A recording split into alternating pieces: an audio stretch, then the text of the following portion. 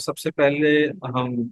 اللہ تبارک و تعالیٰ کی حمد و ثنا اور نبی اکرم صلی اللہ علیہ وآلہ وسلم پر بے شمار درود و سلام پڑھتے ہیں۔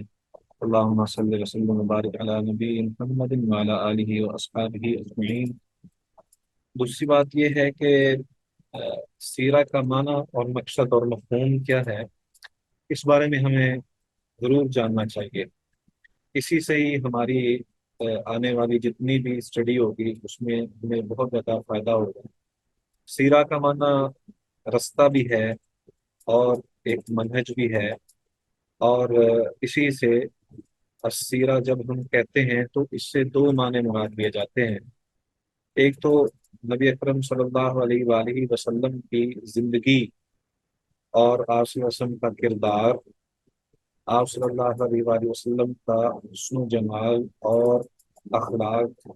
اور نبی اکرم صلی اللہ علیہ وسلم کے شمائل، یہ ساری چیزیں جتنی بھی ہیں وہ سیرہ کے اندر شامل ہو جاتی ہیں۔ ایک معنی تو یہ مراد لیا جاتا ہے، جبکہ اس کے علاوہ شروع شروع میں مغازی کو سیرہ بھی کہا جاتا تھا، اور آج کل بھی اسی طرح ہی ہے کہ مغازی سیرت کے اندر شامل ہیں۔ مغازی کا مطلب وہ غزوات یا سرایا جو نبی اکرم صلی اللہ علیہ وآلہ وسلم کے دور میں ہوئے ہیں۔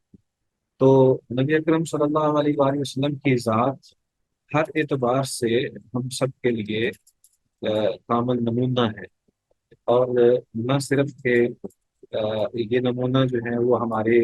ذاتی انفرادی زندگی کے لیے بلکہ اجتماعی زندگی کے لیے بھی ہے۔ اسی طرح ہمارے معاشرے کے ہر فرد کے لیے یہی ایک نصب العین سمجھ لیں، جس کو اللہ تبارک و تعالیٰ نے ان الفاظ سے ہمارے لیے لازم کیا ہے کہ اللہ تعالیٰ فرماتے ہیں لَقَدْ كَانَ لَكُمْ فِي رَسُولِ اللَّهِ أُسْوَةٌ حَسَنَةٌ۔ تو اسوہ حسنہ کا مطلب یہی ہے، وہ سلیقہ، وہ طریقہ اور بہت سارا وہ انداز جو نبی اکرم صلی اللہ علیہ وآلہ وسلم کا ہمارے لیے ہے، وہی انداز وہی سلیقہ ہمیں اپنانے کی ضرورت ہے۔ اب اس میں جو اہم ترین بات ہے وہ یہ ہے کہ نبی اکرم صلی اللہ علیہ وسلم کی ذات جو ہے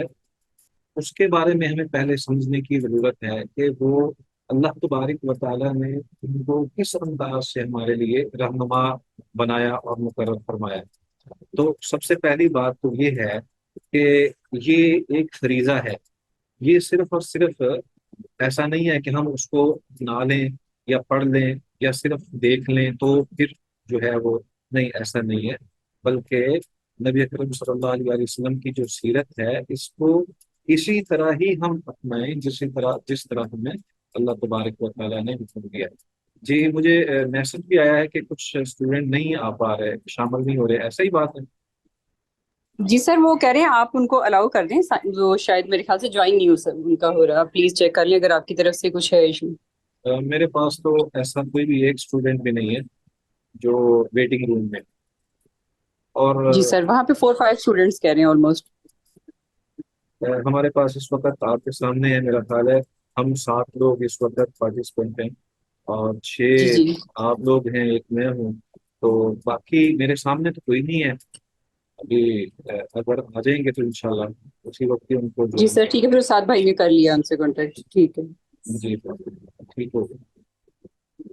تو نبی اکرم صلی اللہ علیہ وآلہ وسلم کی ذات جو ہے اس کے بارے میں اللہ تبارک و تعالیٰ نے مختلف انداز بیان فرمائے ہیں۔ ایک تو یہ بھی حکم ہے کہ اطاعت کی جائے، جیسے اللہ تعالیٰ فرماتے ہیں اطیعوا اللہ اطیعوا الرسول۔ اسی طرح اتباع کا حکم ہے، اتبعوا ما انزل الیکم من ربکم۔ اسی طرح اللہ تبارک و تعالیٰ نے اسوہ حسنہ، جیسے ہم نے پہلے بیان کیا ہے، وہ ذکر کیا ہے۔ اسی طرح ان جیسا، ان کے حکم کے مطابق ایمان اسی طرح لانا، نہ صرف کہ رسول اللہ صلی اللہ علیہ وسلم کے فرمان کے مطابق بلکہ آپ کے اصحاب جو تھے ان کے مطابق بھی ایمان لانا ضروری ہے۔ جیسے اللہ تبارک و تعالیٰ نے فرمایا ہے فَإِنْ آمَنُوا بِمِثْلِ مَا آمَنْتُمْ بِهِ فَقَدِ اهْتَدَوْا۔ تو گویا کہ نبی اکرم صلی اللہ علیہ وسلم کی جو ذات ہے وہ مجموعی طور پر ہر اعتبار سے ہم سب کے لیے، امت محمدیہ کے لیے لازمی ہے کہ ان کی سیرت کو اپنایا جائے۔ اب یہاں پہ سوال یہ پیدا ہوتا ہے کہ ایک طرف احکام ہے، اور ایک طرف یعنی احکام میں قرآن و حدیث کے اندر جو ہمارے لیے حکم احکام ہے وہ بیان شدہ ہے، اور کچھ وہ چیزیں ہیں جو نبی صلی اللہ علیہ وسلم کی خلقت اور خلق کے حوالے سے ہمارے سامنے پیش آتی ہیں۔ جیسے نبی اکرم صلی اللہ علیہ وسلم کو اللہ تبارک و تعالیٰ نے نماز پڑھنے کا حکم دیا، تو آپ نے نماز کیسے پڑھی؟ یہ کچھ تو وہ ہے جو کہ اللہ جلال والے نے ہمیں قرآن کے ذریعے اور نبی صلی اللہ علیہ وسلم نے حدیث کے ذریعے ہم تک بات پہنچا دی، اور کچھ وہ ہے جو نبی اکرم صلی اللہ علیہ وسلم نے کیا اور اس کو اسی انداز سے اپنانا ہمارے لیے حکم اور فرض ہے۔ مثال کے طور پر ہم یہ سمجھتے ہیں کہ جیسے رات کو قیام کرنا، اب رات کو قیام کرنے کی فضیلت اپنی جگہ پر، اور اس کی فضیلتیں اور قرآن مجید میں اس کا جو فائدہ ہے اور اس کا اجر ہے وہ اپنی جگہ، لیکن نبی صلی اللہ علیہ وسلم نے کیسے پڑھی، کب پڑھی، کتنی رکعتیں پڑھی، کیسے پڑھی، اور کیا ان میں تلاوت کی، کتنا رکوع لمبا تھا، کتنا سجدہ لمبا تھا، کون سی تسبیحات تھیں، مسواک کب کی، اور نبی صلی اللہ علیہ وسلم نے وضو کس سے کیا، نبی صلی اللہ علیہ وآلہ وسلم نے سوتے ہوئے کون سے طریقے کو اپنایا، یعنی وہ دائیں جانب لیٹے۔ یہ وہ چیزیں ہیں جو کہ ایک طرف تو ہمیں احکام کے ذریعے، قرآن و حدیث کے ذریعے ہمیں پتہ چلتا ہے، اور کچھ سیرت کے ذریعے بھی ہمارے سامنے آتا ہے، اور اس میں سے بطور خاص نبی صلی اللہ علیہ وسلم کا ایک خلق ہے، اخلاق۔ اخلاق صرف نبی صلی اللہ علیہ وسلم کے بارے میں اگر ہم قرآن مجید کی طرف دیکھیں تو وہاں پہ ہمیں اللہ تعالیٰ کا جو فرمان ہے وہ نظر آتا ہے، وَإِنَّكَ لَعَلَىٰ خُلُقٍ عَظِيمٍ۔ تو سورہ نون والقلم کے اندر یہ آیت موجود ہے کہ جس میں اللہ تبارک و تعالیٰ نے یہ فرمایا ہے کہ آپ سب سے بلند ترین اخلاق پر فائز ہیں، لیکن وہ اخلاق کن کے ساتھ تھا اور کن کن مواقع میں تھا، کیسے حالات تھے، یہ ساری چیزیں کچھ تو احادیث کے ذریعے اور کچھ سیرت کے ذریعے ہم تک پہنچتی ہے۔ تو ان تمام چیزوں کو ہمارے لیے اللہ تبارک و تعالیٰ نے اختیار کرنے کا ہمیں حکم دیا ہے کہ ہم ان تمام چیزوں کو اپنائیں، اور نبی صلی اللہ علیہ وسلم کی جو خوبیاں ہیں، آپ صلی اللہ علیہ وسلم کی جو صفات ہیں، ان کو اپنے لیے مشعل راہ بنائیں۔ دوسری بات یہ بھی ہے کہ نبی اکرم صلی اللہ علیہ وسلم کی ذات کو محفوظ رکھنا، آپ کی ہر ادا کو، آپ کے ہر فیصلے کو، اور آپ کے ہر موقف اور خلق کو، اور آپ کے کردار کو محفوظ رکھنا، یہ در حقیقت اللہ تبارک و تعالیٰ کے احکام کی حفاظت ہے، اور دین کی حفاظت بھی اسی سے ہے۔ اگر ہم سیرت پڑھتے ہیں تو سیرت پڑھنے کا مطلب صرف یہی نہیں ہے کہ ہمیں نبی صلی اللہ علیہ وآلہ وسلم کی سیرت سے ہمیں جو چیز مل رہی ہے وہ ہم اس طرح حاصل کر لیں، صرف مقصد یہی نہیں ہے، بلکہ ہمیں یہ بھی ہے ہمارے لیے کہ ہم اپنے نبی کے دین کو ہر اعتبار سے محفوظ رکھیں۔ محدثین کا بھی یہی طریق رہا ہے، اور امت کے جو علماء ہیں ان کا بھی یہی فیصلہ اور طریقہ ہے، اور اللہ تبارک و تعالیٰ کا بھی یہی حکم ہے کہ ہم نبی صلی اللہ علیہ وسلم کے ہر انداز کو محفوظ رکھیں۔ یہی وجہ ہے کہ آج تک ہمارے سامنے جتنے بھی مسائل پیدا ہوتے ہیں، ہم دوبارہ واپس پلٹ کے نبی صلی اللہ علیہ وسلم کی زندگی کی طرف دیکھنا شروع کر دیتے ہیں، اور ہمیں ایسی سعادت والی راہیں میسر آ جاتی ہیں، اور ایسا پر نور راستہ ہمارے سامنے ہوتا ہے کہ جس کو ہم اپنا لیں تو ہر قسم کے کٹھن حالات اور سب قسم کے مسائل کے سامنے ہم بڑے آسانی کے ساتھ گزر جاتے ہیں۔ کہ نبی صلی اللہ علیہ وآلہ وسلم نے اس موقع پر یہ کیا، اور اس موقع پر یہ چیز اختیار کی، کہاں نرمی تھی، کہاں سختی تھی، آپ ایک طرف سیدنا ابو بکر صدیق رضی اللہ تعالی عنہ کی نرمی اور لوگوں کے ساتھ شفقت والے معاملے کو بھی دیکھتے ہیں، اور زیادہ سخت گیری سیدنا عمر فاروق رضی اللہ تعالی عنہ کی سنتے ہیں، لیکن جب موقع آتا ہے فیصلہ کرنے کا تو پھر سیدنا ابو بکر صدیق وہ شخص ہیں جنہوں نے نبی صلی اللہ علیہ وآلہ وسلم کے موقف کو اپنایا، آپ کی سیرت کو اپنایا۔ کیسے کہ آپ علیہ الصلوۃ والسلام نے جب ایک آخری عمر میں سیدنا اسامہ رضی اللہ تعالی عنہ کا قافلہ شام کی طرف بھیجا تھا جہاد کے لیے، تو نبی صلی اللہ علیہ وآلہ وسلم بیمار ہو گئے، اور ابھی قافلہ قریب ہی تھا کہ نبی صلی اللہ علیہ وسلم وفات پا گئے۔ اس کے بعد کیا ہوتا ہے؟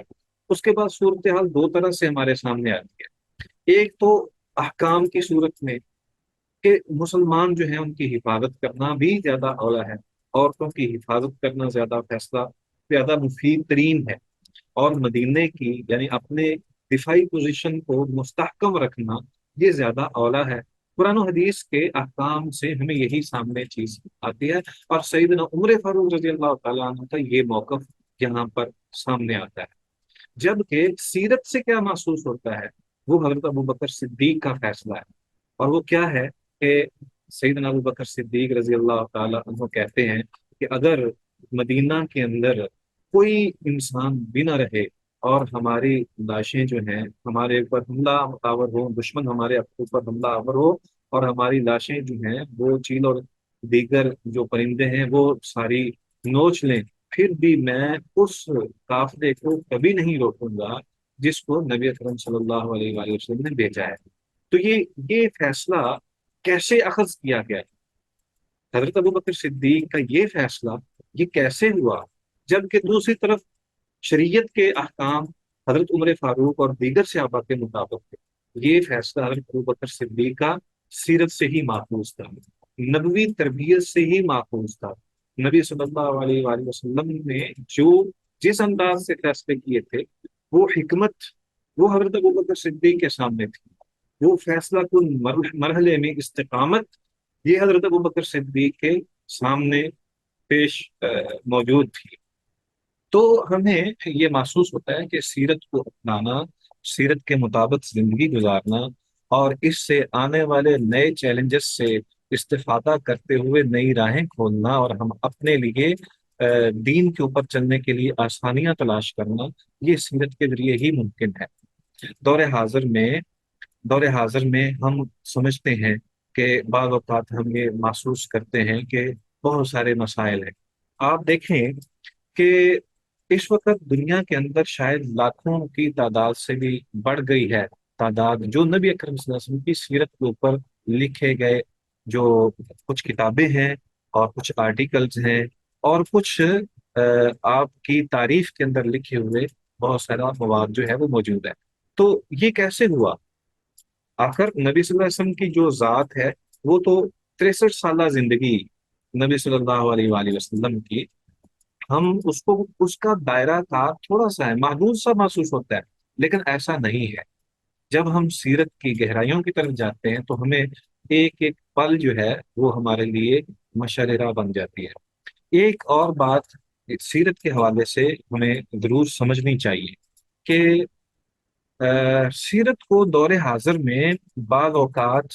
کچھ لوگ یہ سمجھتے ہیں کہ اس پر عمل کرنا کوئی ضروری نہیں ہے، کیونکہ نبی صلی اللہ علیہ وآلہ وسلم کا کردار بعض اوقات اس موقع مناسبت سے مجتہد اجتہادانہ ہوتا تھا۔ نبی اکرم صلی اللہ علیہ وآلہ وسلم نے بعض اوقات اپنے فیصلوں کو خود بھی تبدیل کیا ہے، مشاورت بھی کی ہے۔ گویا کہ کچھ لوگ یہ اعتراض اٹھاتے ہیں کہ نبی صلی اللہ علیہ وآلہ وسلم کے جو فیصلے تھے اور جو نبی صلی اللہ علیہ وآلہ وسلم کے انداز تھے اس کے اندر تبدیلی آ سکتی ہے، اور دوسرا یہ کہ اس کو ہر صورت میں اختیار کرنا ہمارے لیے ضروری نہیں ہے۔ اور وہ کس انداز سے اس کو سمجھتے ہیں؟ وہ کہتے ہیں کہ جی عرب کی اپنی تہذیب تھی، ان کا اپنا ایک طریقہ کار تھا، ان کے ماحول الگ تھے، اور وہاں رسم و رواج الگ تھے، اور اس مناسبت سے نبی صلی اللہ علیہ وسلم کے فیصلے اور آپ صلی اللہ علیہ وسلم کا کردار تھا۔ تو دور حاضر میں ہماری تہذیب الگ ہے، یا ہمارا انداز الگ ہے، یا ہمارے سامنے ہمارے پیش نظر چیلنجز الگ ہیں، اس لیے ہم اپنی مرضی سے فیصلہ کر سکتے ہیں۔ تو اس انداز سے بھی بعض فتنہ پرور لوگ نبی اکرم صلی اللہ علیہ وآلہ وسلم کی سیرت سے اپنے آپ کو بچانے کی کوشش کرتے ہیں، اور یہ سمجھ بیٹھتے ہیں کہ سیرت کو محض اس انداز سے ہی سمجھنا چاہیے کہ وہ ماحول عرب کا تھا، اور نبی صلی اللہ علیہ وسلم وہیں مبعوث ہوئے، اس لیے وہاں جو فیصلہ ہوا وہ ان کے مطابق تھا، نہ کہ ہمارے لیے۔ تو یہ بات سراسر غلط ہے، کیونکہ نبی اکرم صلی اللہ علیہ وآلہ وسلم کے بارے میں اللہ تبارک و تعالیٰ نے جو فرمان نازل کیا ہے وہ یہی ہے کہ اللہ تعالیٰ کہتے ہیں کہ ہم نے آپ کو نہیں رسول بنا کر بھیجا مگر تمام اللہ کافۃ للناس، تمام لوگوں کے لیے، تمام انسانیت کے لیے۔ حیرانگی کی بات تو یہ ہے کہ ہمیں یہ محسوس ہوتا ہے کہ شاید یہ انسانیت کے لیے ہی، نہیں، ایسی بات نہیں ہے، بلکہ نبی اکرم صلی اللہ علیہ وآلہ وسلم کی ذات مرجع ہے، نہ صرف کہ انسانیت کے لیے بلکہ جنوں کے لیے بھی۔ یہاں تک کہ نبی صلی اللہ علیہ وسلم کی موجودگی میں بعض جانور تک نبی صلی اللہ علیہ وسلم سے اپنے فیصلے کرواتے تھے یا اپنی شکایات پیش کرتے تھے۔ تو مرجع خلائق محمد رسول اللہ صلی اللہ علیہ وآلہ وسلم ہے، نہ کہ صرف مرجع ناس ہیں۔ تو اس بات کو بھی سمجھنے کی ضرورت ہے۔ ایک آخری بات یہ کہ جو دور حاضر میں کچھ لوگ ایسے ہیں جن کے بارے میں ہمیں یہ احساس رہنا چاہیے، ہمیں ایسی چیزوں کو سمجھنا چاہیے کہ جو یہ کہہ دیتے ہیں کہ جی وہی کی حفاظت کا ذمہ چونکہ اللہ تبارک و تعالیٰ نے لیا ہے، اس لیے وہاں تک ہی بات ہے۔ چلیں، دوسری بات کہ وہی، اس کے بعد قرآن مجید اور پھر احادیث تک ہی بات محدود ہے، وہ یہاں تک ہی محدود رکھتے ہیں، حالانکہ یہ بات درست نہیں ہے۔ نبی اکرم صلی اللہ علیہ وآلہ وسلم کی ذات جو ہے وہ اس وحی کے مطابق عمل پیرا ہونے والی تھی۔ اسی بنا پر نہ صرف کہ قرآن و حدیث کو اختیار کرنا ضروری ہے، بلکہ نبی صلی اللہ علیہ وآلہ وسلم کی سیرت کو اپنانا بھی ضروری ہے۔ اور یہاں تک کی بات نہیں ہے، بلکہ صحابہ اکرام رضوان اللہ علیہ مجمعین کی سیرت کو بھی اپنانا، اور جہاں پہ اختلاف نہیں ہے، صحابہ میں جہاں اجماع ہے، اختلاف نہیں ہے، اس اجماع کو اصول تصور کرنا۔ جتنے بھی ماخذ شریعت ہیں ان ماخذ شریعت میں ایک ایک یہ بھی ماخذ ہے کہ قول صحابی یا عمل صحابی، تو اس صحابہ کے اعمال کو جس میں اجماع ہے یا جس میں اکثریت ہے، تو اس کو اصول شریعت تصور کرنا یہ بھی ضروری ہے۔ تو اگر نبی اکرم صلی اللہ علیہ وآلہ وسلم کی ذات کے بعد صحابہ اکرام کی جو کیفیت ہے وہ یہ ہے کہ ان کو ہم آخر شریعت کے طور پر اختیار کیے ہوئے ہیں، تو پھر نبی اکرم صلی اللہ علیہ وسلم کی ذات جو ہے وہ بالاولیٰ ہمارے لیے اصل اور اصول ہے۔ تو اس لیے سیرت کو اپنانا، سیرت کو سمجھنا اور سیرت کے مطابق زندگی گزارنا یہ بہت ہی زیادہ مفید بات ہے۔ اچھا، اس میں بہت ساری برکتیں ہیں، بہت سارے ایسے مسائل ہیں اور دور حاضر کے فتن ہیں جن سے انسان کو بچنا ان میں سیرت کی روشنی میں ہی آسان ہے، وگرنہ بہت سارے مسائل میں انسان بچ نہیں پاتا۔ دیکھیں، نبی اکرم صلی اللہ علیہ وآلہ وسلم کی جو ذات ہے، اس ذات کو اللہ تبارک و تعالیٰ نے متعدد مقامات پر قرآن مجید کے اندر سرٹیفکیٹ عطا فرمائے۔ پہلی بات تو یہ کہ نہ ایک اللہ تبارک و تعالیٰ کا یہ فرمان وما ينطق عن الهوى ان هو الا وحی یوحی، کہ بات تک بھی نبی اکرم صلی اللہ علیہ وآلہ وسلم وہ اللہ تعالیٰ کی وحی کی روشنی میں کرتے تھے۔ دوسرا، جب بات بھی وحی کی روشنی میں تھی تو عمل بالاولیٰ وحی کی روشنی میں تھا۔ اسی وجہ سے نبی اکرم صلی اللہ علیہ وآلہ وسلم نے حجۃ الوداع کے موقع پر جو اعلان فرمایا تھا وہ کیا تھا کہ کیا میں نے آپ کے سامنے اللہ کے حکم کو پہنچا دیا ہے؟ تو سب نے کہا جی پہنچا دیا ہے۔ تو نبی صلی اللہ علیہ وآلہ وسلم نے پھر فرمایا کہ دعا رہو، اور پھر اللہ تبارک و تعالیٰ کو بھی کہا کہ اے اللہ تو بھی گواہ ہو جا کہ میں نے تیرے تیرے دین کو لوگوں تک پہنچا دیا، یہ فریضہ تھا۔ تو نبی اکرم صلی اللہ علیہ وآلہ وسلم کا جو عمل ہے، ہم جب پڑھتے ہیں حدیث کی تین اقسام آپ سب نے پڑھی ہوئی ہیں، قولی، فعلی اور تقریری۔ تو تقریری میں کیا چیز ہے؟ تقریری ساری کی ساری سیرت ہی تو ہے۔ اگر ہم فعلی کو چلو احکام کی روشنی میں لے لیں تو تقریری تو بالاولا سیرت ہی ہے۔ تو اس انداز سے اگر ہم دیکھیں تو یہ ماخذ شریعت ہے اور یہ اصل اصول ہے۔ اس لیے اس کو اختیار کرنا اور اس کے مطابق اپنی زندگی کو سنوارنا، بنانا، اور ہر موقع پر اس سے رہنمائی لینا، یہ انتہائی زیادہ ضروری ہے۔ اچھا، نبی اکرم صلی اللہ علیہ وآلہ وسلم کی سیرت کی ابتدا کب ہوتی ہے؟ آپ ذرا دیکھیں، اللہ تبارک و تعالیٰ نے نبی صلی اللہ علیہ وآلہ وسلم کو ہر طرح کا اسوہ بنا کر ہمارے سامنے پیش کیا۔ اولاد دی بھی ہے اور بعد میں لے بھی لی ہے۔ مال نہیں تھا لیکن بعد میں اتنے زیادہ خزانے ہیں جو نبی صلی اللہ علیہ وسلم نے تقسیم کیے ہیں، یعنی وہ فقر والی کیفیت میں بھی رہے اور مال و ثروت والی کیفیت میں بھی رہے۔ اگر ایک طرف ازدواجی زندگی کو دیکھیں کہ وہ وقت بھی ہے کہ جب نبی صلی اللہ علیہ وسلم کو سیدہ خدیجہ رضی اللہ تعالیٰ عنہا نے نکاح کی پیشکش کی تو نبی صلی اللہ علیہ وسلم کیا کہتے تھے؟ آپ صلی اللہ علیہ وسلم نے فرمایا کہ میرے پاس تو کچھ نہیں ہے۔ اور دوسری طرف نبی صلی اللہ علیہ وآلہ وسلم نے 10 ازواج، 9 ازواج، 11 ازواج کو ان کی کفالت اور ان کی ضروریات کو بھی پورا کیا ہے، اور ان کے سماجی معاملات کو بھی سنوارا ہے، اور ان کے خاندگی معاملات کو بھی بآسن طریقے سے ہمارے لیے نمونہ بنا کر چھوڑا۔ تو اس سے یہ ثابت ہوتا ہے کہ نبی صلی اللہ علیہ وسلم کی ذات جو ہے وہ کس انداز سے اللہ تبارک و تعالیٰ نے ہمارے سامنے رکھی ہے۔ آپ علیہ السلام السلام کی وہ کیفیت بھی ہے کہ آپ کو ان کے اپنے گھر سے، ان کے علاقے سے، اپنے شہر مکہ سے نکال دیا گیا ہے، اور دوسری طرف وہ مقام بھی دیا ہے کہ جہاں نبی صلی اللہ علیہ وآلہ وسلم ایک سلطنت اور ریاست کے، اسلامی ریاست کے سربراہ کی حیثیت سے موجود ہیں، اور اس ریاست کے اندر نہ صرف کہ مسلمان ہیں بلکہ کچھ مشرکین اور عیسائی بھی ہیں، اور یہود کے 3 قبائل بھی ہیں۔ تو ان تمام کے فیصلے بھی کیے۔ تو ایک طرف فیصلہ کرنے میں نبی صلی اللہ علیہ وآلہ وسلم نے عدل و انصاف کا تقاضا بھی نبھایا ہے، اور دوسری طرف اسلام کے علم کو بھی لہرایا ہے۔ تو یہ ساری چیزیں میں کیسے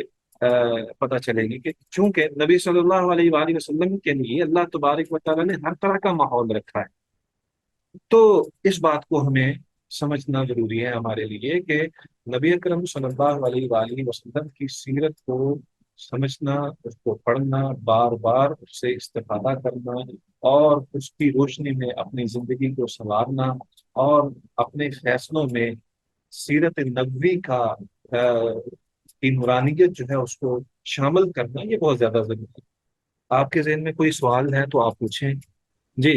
نبی اکرم صلی اللہ علیہ وآلہ وسلم کی سیرت کے حوالے سے میں سر دس یہ بھی آپ کے سامنے گوش گزار کروں گا کہ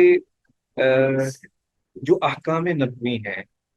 یا احکام الہی ہیں وہ شروع ہوتے ہیں بعثت کے بعد، جبکہ سیرت شروع ہو جاتی ہے آپ صلی اللہ علیہ وآلہ وسلم کی پیدائش سے بھی قبل۔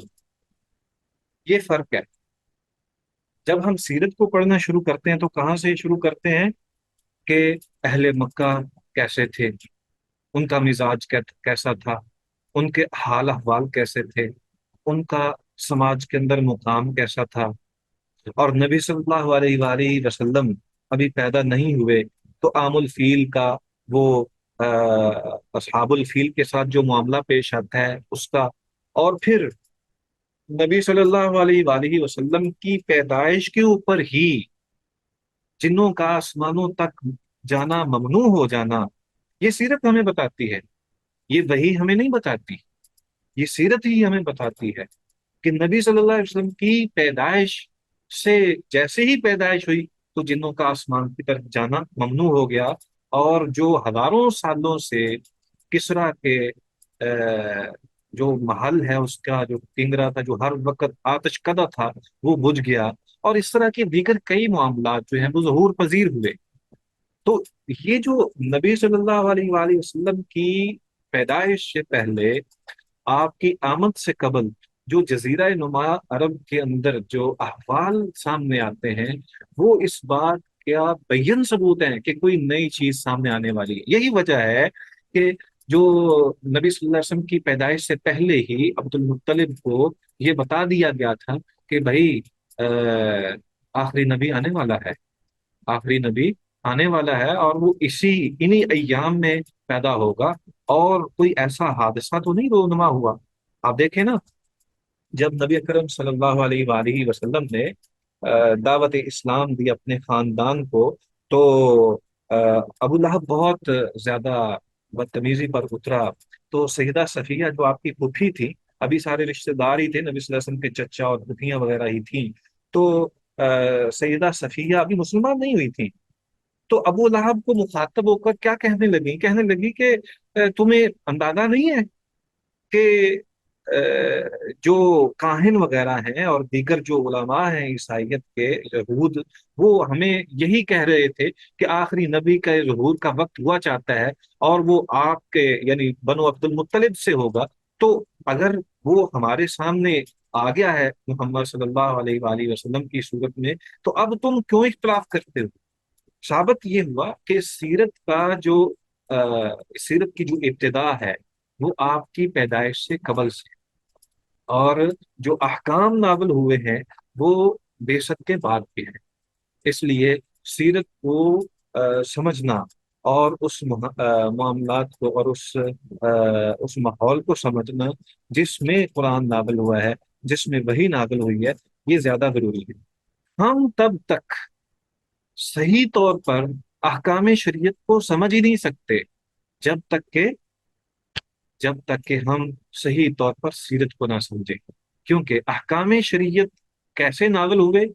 और किस माहौल में नाजिल हुए, उनका ज़मानी और मकानी अंदाज क्या था और शान नज़ूल क्या था, जब तक हम इन चीज़ों को नहीं समझेंगे, हम कतई तौर पर अहकाम शरीयत को भी सही तौर पर समझकर अमल पैरा नहीं हो सकेंगे। तो इसलिए ये जरूरी है, ये सारी चीजें जरूरी हैं कि सीरत को सही तौर पर समझा जाए और उसके मुताबिक अपनी जिंदगी को गुजारा जाए। इसी तरह सीरत के हवाले से हम देखें, एक बहुत बड़ी दलील है। आप देखें, जब नबी अकरम सल्लल्लाहु अलैहि वसल्लम ने नबूवत का दावा किया, तो आप सल्लल्लाहु अलैहि वसल्लम ने क्या चैलेंज दिया, मुशरिकीन को क्या चैलेंज दिया। नबी सल्लल्लाहु अलैहि वसल्लम ने जो ऐलान फरमाया, मुशरिकीन को ये चैलेंज दिया कि बताओ, अगर मैं तुम्हारे सामने कोई बात रखूं। कोहे सफा पर जब खड़े हो गए थे, नबी सल्लल्लाहु अलैहि वसल्लम को हुक्म दिया गया कि फस्दा बिमा तुअमर व अरिज़ अनिल मुशरिकीन, कि ए पैगंबर, आप एलानिया तौर पर दावत इस्लाम का लोगों के सामने पेश कर दें। 3 साल खुफिया दावत के बाद अल्लाह तबारक व तआला ने हुक्म दिया था कि अपने करीबी अजीज़ व अकारब को दावत इस्लाम दें, व अंदिर अशीरतकल अक़रबीन। और फिर नबी सल्लल्लाहु अलैहि वसल्लम को ये हुक्म दिया गया कि अब जो है वो एलानिया तौर पर सबको पेश कर अपनी दावत इस्लाम को पेश करें। तो उस मौके पर नबी सल्लल्लाहु अलैहि वसल्लम ने दावत इस्लाम को पेश करने के मौके पर जो अल्फाज बयान फरमाए थे वो क्या थे, उन अल्फाज को समझने की जरूरत है। नबी सल्लल्लाहु अलैहि वसल्लम ने फरमाया कि अगर मैं तुम्हारे सामने ये कहूं कि इस पहाड़ी के पिछली जानब एक दस्ता जंगजू जो लश्कर है वो आ रहा है तुम्हारे ऊपर हमलावर होने के लिए, तो क्या तुम मेरी बात को मान लोगे। तो सबने कहा हाँ, क्यों नहीं, हमने आज तक आपसे सच के अलावा तो बात ही नहीं सुनी। हमने आज तक आपसे सच के अलावा बात नहीं सुनी। ये बहुत बड़ी दलील है कि नबी सल्लल्लाहु अलैहि वसल्लम जिस माहौल और मुआशरे के अंदर रह रहे थे,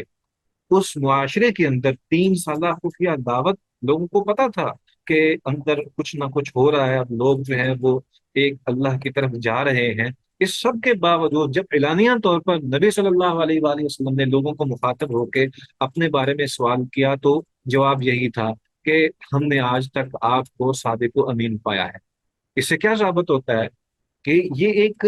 نبی صلی اللہ علیہ وآلہ وسلم کی شخصیت اور آپ کا کردار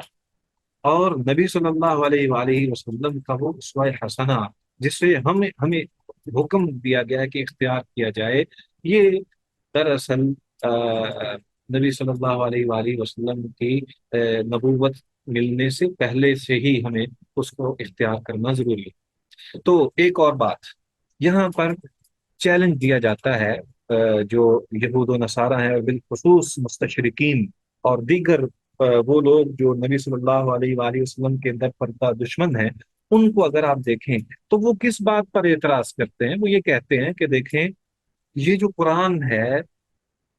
نعوذ باللہ، یہ نبی صلی اللہ علیہ وآلہ وسلم نے کسی راہب سے جا کر سیکھا پڑھا اور پھر آگے بیان کر دیا۔ ان کا منہ توڑ جواب دینے کے لیے ہمارے پاس کیا ثبوت ہے؟ ہمارے پاس ایک تو وہ قرآنی دلائل ہیں یا نبوی معجزات ہیں جو ہمارے لیے بہت زیادہ ہیں، اور اس میں کوئی شک نہیں ہے کہ اللہ تبارک و تعالیٰ نے اپنے نبی کی عصمت کی حفاظت اور آپ کی سیادت اور آپ کے رسالت کی حفاظت جو ہے وہ اس کا ذمہ اٹھایا ہوا تھا۔ یہ بات اپنی جگہ پر مسلمہ ہے، لیکن اصل بات یہ ہے کہ آپ کی سیرت ہی ان کے جھوٹے دعوے کا رد کرنے کا باعث ہے۔ آپ صلی اللہ علیہ وسلم کی سیرت ہی ان مستشرقین اور ان جیسے منکرین حدیث کے دلائل کو رد کرنے کے لیے کافی ہے۔ اس لیے ہمیں سیرت کو صحیح طور پر پڑھنا ہے، سیرت کو صحیح طور پر سمجھنا اور اس کے مطابق ہمیں عمل کرنا ہے۔ اسی طرح اگر ہم دیکھیں نبی صلی اللہ علیہ وآلہ وسلم کی شخصیت کس انداز سے تھی، میں آپ کو ایک اور چھوٹی سی مثال دیتا ہوں تاکہ ہمیں سیرت کے بارے میں تھوڑی سی شناسائی ہو سکے کہ ایک ہوتا ہے کہ مقابلہ براہ راست انسان کرتا ہے، کسی بھی انسان کے ساتھ جو مقابلہ ہوتا ہے اگر انفرادی ہو تو اس میں کوئی پتہ نہیں ہوتا کہ کس نے جیتنا ہے کس نے نہیں، اور جو زیادہ طاقتور ہوتا ہے وہ کامیاب ہو جاتا ہے۔ اور اسی طرح ایک طرف اگر پورا مکہ ہے اور دوسری طرف نبی صلی اللہ علیہ وسلم کی ذات ہے، تو یہ جو مقابلہ تھا بظاہر جسمانی اعتبار سے اور عددی اعتبار سے تو نبی صلی اللہ علیہ وآلہ وسلم تو ایک اکیلے شخص تھے، لیکن کیا وجہ بنی کہ مشرکین مکہ جمع ہو کر کہتے ہیں کہ ابو طالب بات سنیں، ہم اب بے بس ہو چکے ہیں، آپ کے بھتیجے کی دعوت کے سامنے بے بس ہو چکے ہیں۔ اگر یہ کہتے ہیں کہ ہمیں مکے کی ساری دولت مل جائے ہم وہ دینے کے لیے تیار ہیں، اگر یہ کہتے ہیں کہ ہمیں شادی کرنی ہے تو ہم 10 عورتیں، جو جس کو کہتا ہے ہم 10 عورتیں شادی کے لیے پیش کر دیتے ہیں، اور اگر اس کو بادشاہت چاہیے تو سارے مکے کی سارے عرب کی بادشاہت بھی ہم دینے کے لیے تیار ہیں، کیوں؟ تاکہ یہ دین اسلام کی بات کو چھوڑ دیں۔ دیکھیں اب یہاں پہ مقابلہ جو ہے وہ عددی اعتبار سے نہیں ہے، یہ مقابلہ جو تھا یہ دراصل ایک طرف نبی صلی اللہ علیہ وآلہ وسلم کی شخصیت کا پورے تمام عرب کے مقابلے میں دوسری شخصیات کا تھا۔ ایک طرف رؤسائے مکہ تھے اور رؤسائے عرب تھے، اور دوسری طرف تنگ تنہا محمد رسول اللہ صلی اللہ علیہ وآلہ وسلم کی ذات تھی۔ یہاں مقابلہ جسم کا نہیں تھا، یہاں پہ شخصیت کا مقابلہ تھا کہ مقابلہ نہیں کر پا رہے تھے کسی بھی اعتبار سے تمام عرب اور بالخصوص اہل مکہ جو اپنے آپ کو اس دور کا سب سے بڑا سمجھتے تھے،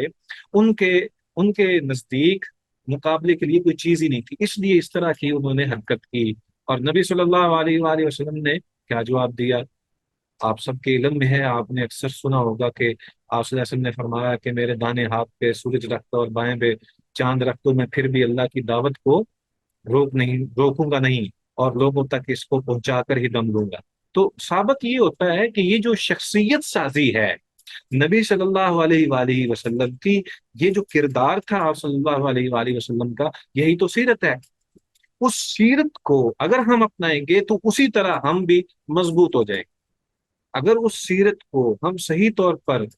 حاصل کر کے اپنی زندگی کے اندر شامل کر لیں، اپنے بچوں کو اسی طرح پڑھائیں سمجھائیں اور اسی طرح چلنے کی کوشش کریں، تو یقینی طور پر انسان جو ہے وہ پوری زندگی کسی بھی باطل کے سامنے تو بالکل بھی نہ ڈگمگائے، اور جو جتنے بھی مصائب انسان کے سامنے آتے ہیں، ظاہر بات ہے کہ یہ دنیا جو ہے وہ امتحان گاہ ہے، اور اسی طرح ہی زندگی چلتی ہے۔ تو جتنے بھی مقابلے ہیں یہ سارے کے سارے اگر سیرت کو پڑھیں، سیرت کو سمجھیں اور اس کے مطابق زندگی گزاریں تو ہمیں اندازہ ہو جائے کہ یہ تو دنیا کی زندگی تو کچھ بھی نہیں ہے،